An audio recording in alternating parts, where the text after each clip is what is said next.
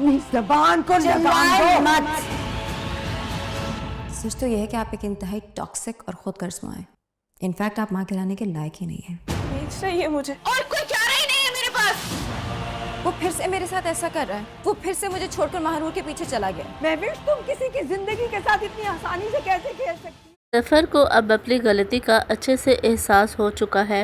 उसने महविश की बातों में आकर बहलूर के साथ बहुत बड़ी ज्यादती कर दी है। तो वहाँ पर वदिया बेगम काफ़ी ज़्यादा बहलूर के खिलाफ थी, लेकिन जब उन्हें अपने बेटे की गलती का पता चला तो बदिया बेगम ने भी ये बात बर्दाश्त नहीं की। जब बदिया बेगम को पता चला कि इस सारे मामले में उनके अपने बेटे की गलती भी है, वो उसकी इस गलती को सुधारना चाहती है। पहले कि मजीद देर हो जाए, अब फौरन ही बहलूर की तलाश में निकल पड़ेगा।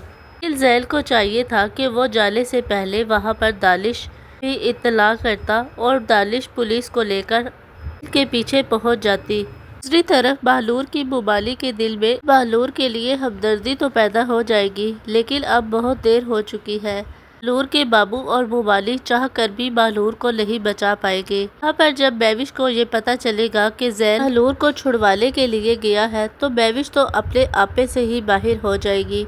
जब बदिया बेगम उसे ये एहसास दिलाने की कोशिश करेगी उसने बहलूर के साथ कितनी बड़ी ज्यादती की है, महविश उल्टा बदिया बेगम को ही बातें सुनाएगी और कहेगी कि आपका अपने बारे में क्या ख्याल है, आप तो माँ कहलाने के भी लायक नहीं है।